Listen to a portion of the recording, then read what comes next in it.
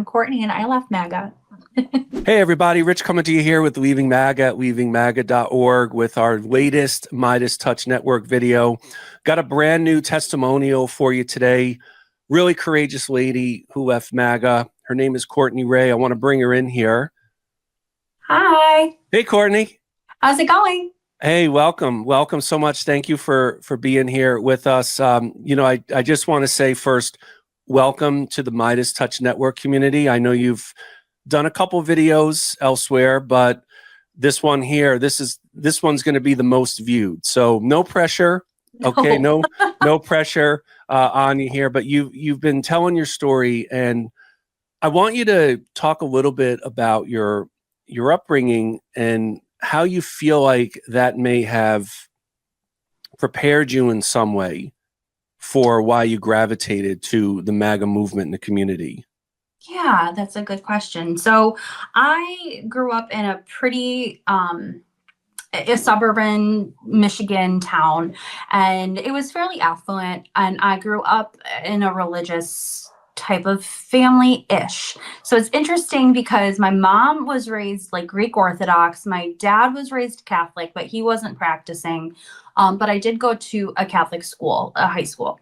And although I was fortunate, the high school that I went to was pretty progressive for a Catholic school, but I was very ingrained from early on into religion and into, how can I say, like, there was a lot of internal misogyny that I was exposed to early on in my life, to no fault of my parents. I think it's a big generational thing where my parents are boomers, and they had, no offense to anybody out there, but they had a very rigid stance of, women get their approval from men, right?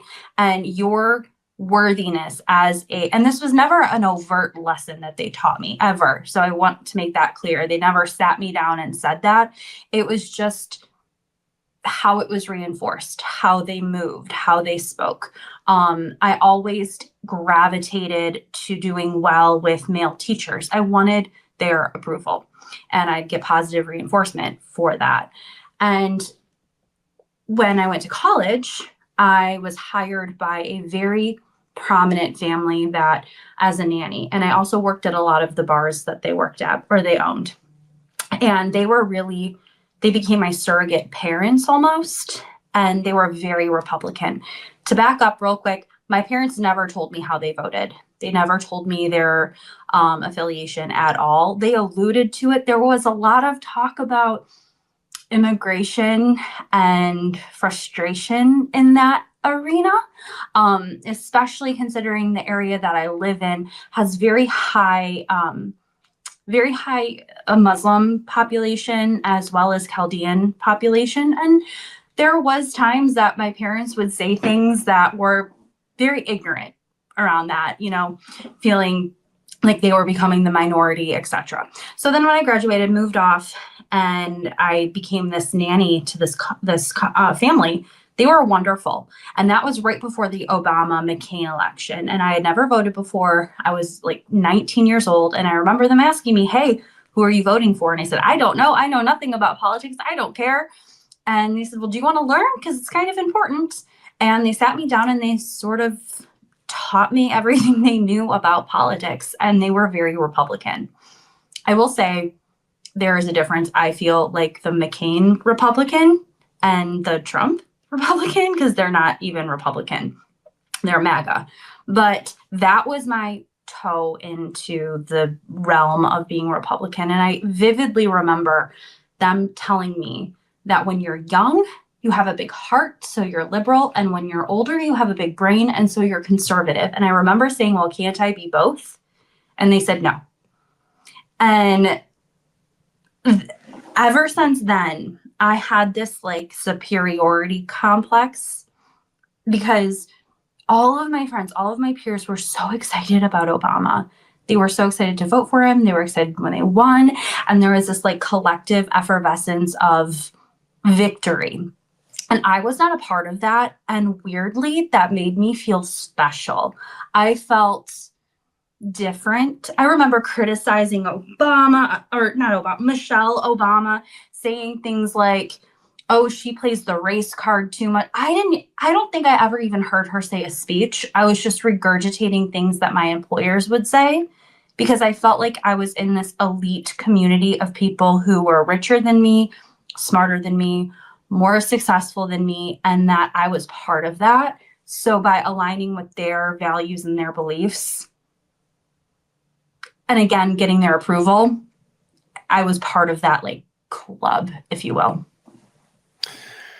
Thank you for sharing that. So here's what I'm hearing, and I'm going to read something for a moment as part of your testimonial, which everyone could find at our site at leavingmaga.org. You know, religion, organized religion, feeling like maybe you had some inside track or some specific knowledge or information. I think these are all, it makes sense why to hear that from the communal aspect, because all of us need that community existence, that it essentially set you up well for the entree into MAGA. So I want to read something here, and this is, again, it's a testimonial that people can find at our site, leavingmaga.org. It really goes into detail about Courtney's story here. So think of it as something complementary to our conversation here. So you wrote, Trump was the perfect candidate for me. I thought he was this incredible person, everything I admired. I loved how he spoke. I loved his whole spiel about draining the swamp. He was so masterful at painting a picture of a corrupt government, of a system in which everything was going wrong, and he was the one who was going to fix it. Trump created the feeling that you were part of something bigger, something that nobody else saw. I love feeling like he was going to save us all. I was MAGA all the way. Mm. That's something that you could have applied to my life.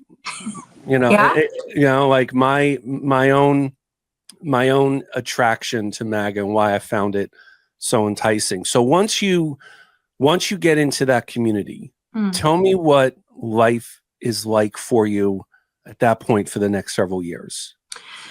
So when he announced his candidacy, and I was in a partnership with somebody that was very much about, he loved Donald Trump. Because again, at this point, I was Republican and none of my peers were Republican except for the men that I dated. And I mainly online dated, and it put in there if you were a Republican or Democrat. So I would attract these people and I would get feedback like, oh, wow, it's so nice and refreshing to see like a Republican girl and blah, blah, blah.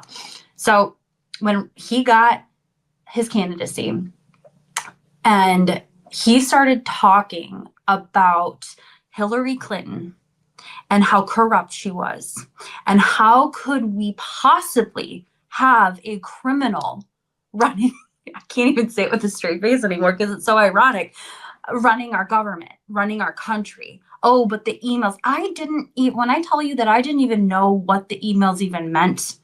I remember telling somebody about Benghazi. I said, well, what about Benghazi? How could you ignore that? Thankfully, they didn't ask me to elaborate on that because I didn't even know what that really meant. I never even considered digging in to these things that I was talking about or the reasons. It was that he was so charismatic and the things that he said, but what he was so brilliant of was painting a picture that everyone else was so evil and corrupt and he was the only person that could save us. And I didn't even consider digging into any of that. And I would regurgitate things that people I respected would say. And I loved the whole QAnon stuff. Like when that started happening, that was very seductive to me. And then it got too much for me, but we can get into that in a little bit. But yeah, it was just feeling like I was in the know and that everyone else was not.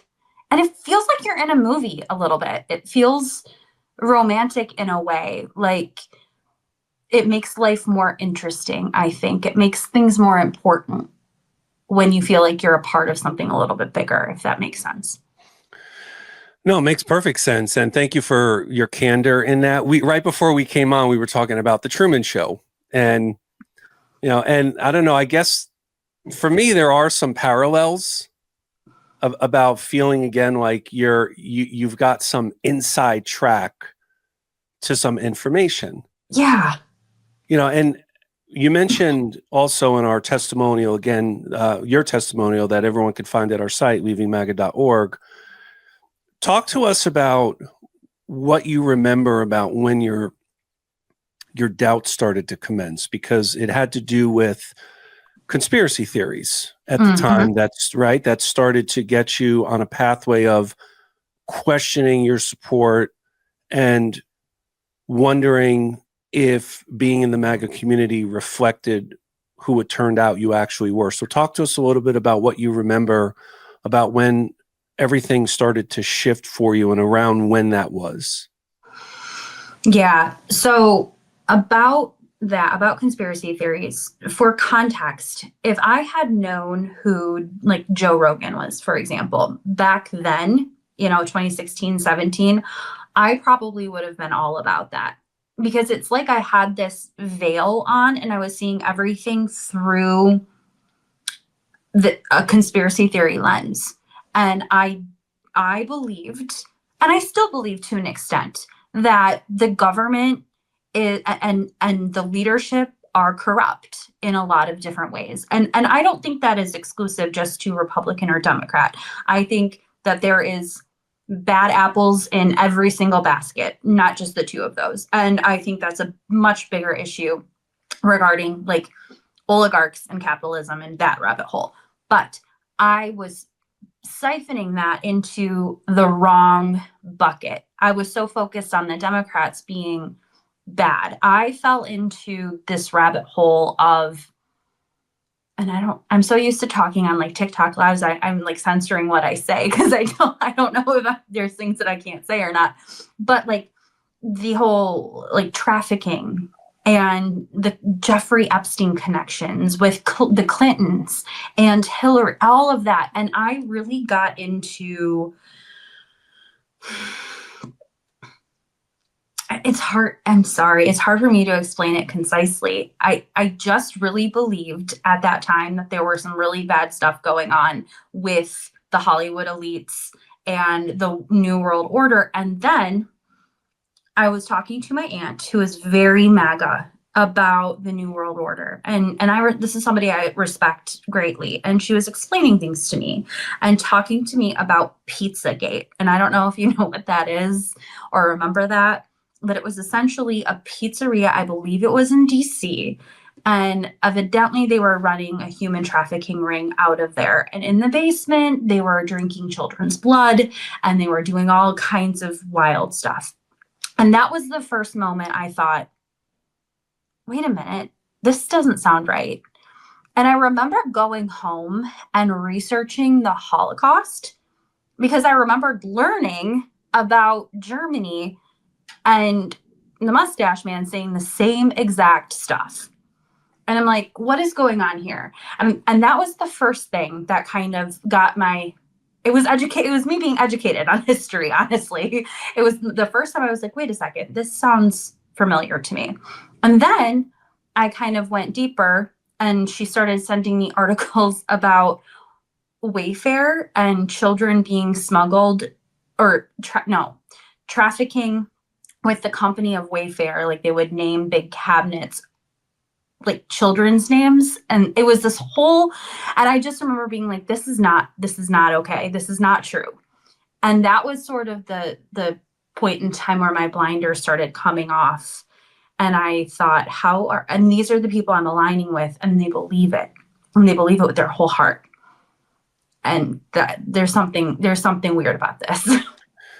So how long was that process though? Because for me, I always talk about how when I started to have a little bit of suspicion about the honesty of the movement, what I did is I diversified my news and information sources. And once I did that, I started realizing that a lot of what I believed was just inaccurate. It was verifiably false and wrong. But it took me an entire year to come to this final decision of leaving, because I was going to walk away from a community, from a second family. And then you realize your grave mistake, and you think all of what I believed, not one or two beliefs, but years of beliefs that accumulated. I thought it's not that I thought I knew it. I came to this, there was this epiphany gradually and then suddenly all at once.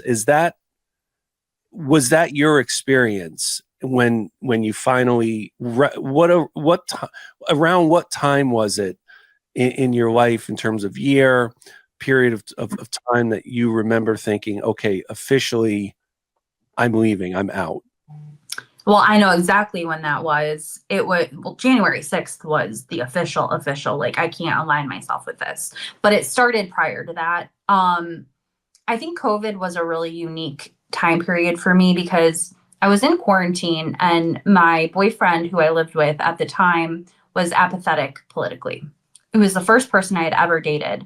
And again, going back to the whole like men for approval thing, like I always dated men that my whole identity was before then who I dated.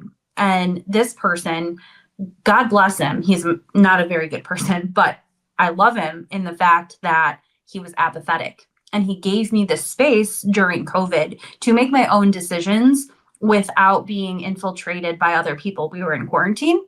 We had the news on all the time because of COVID.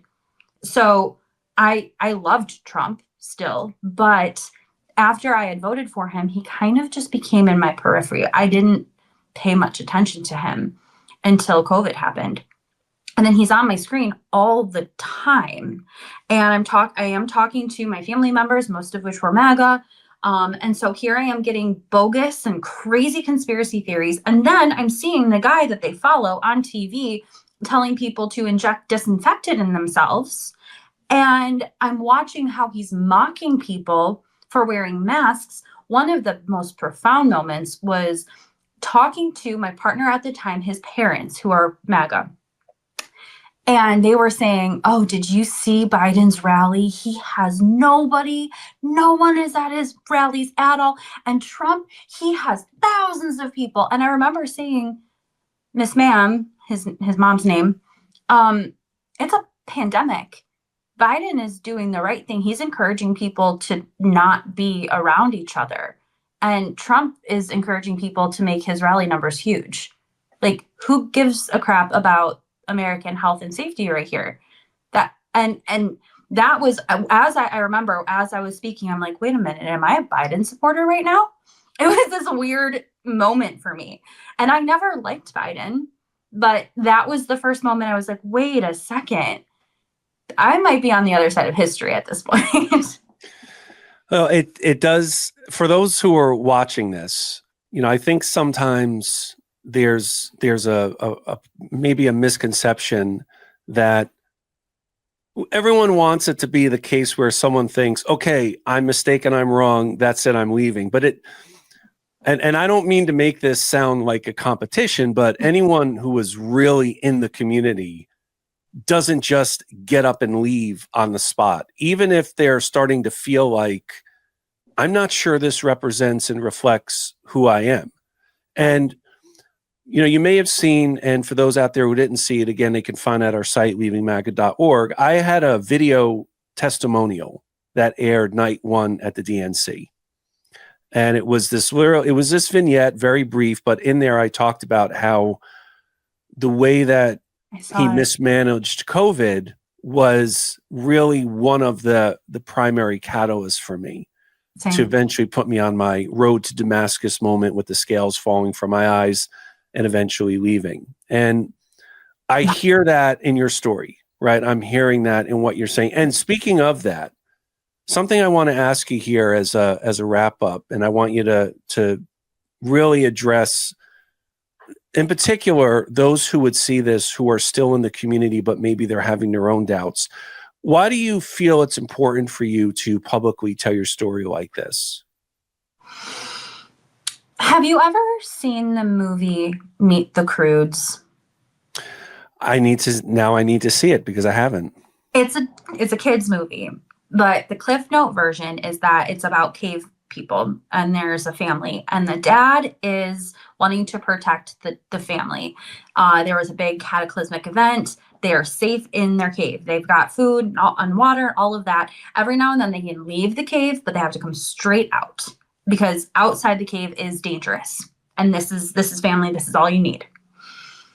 And of course, the rebellious daughter goes outside of the cave and sees, well, it is kind of scary out there, but it's also really beautiful.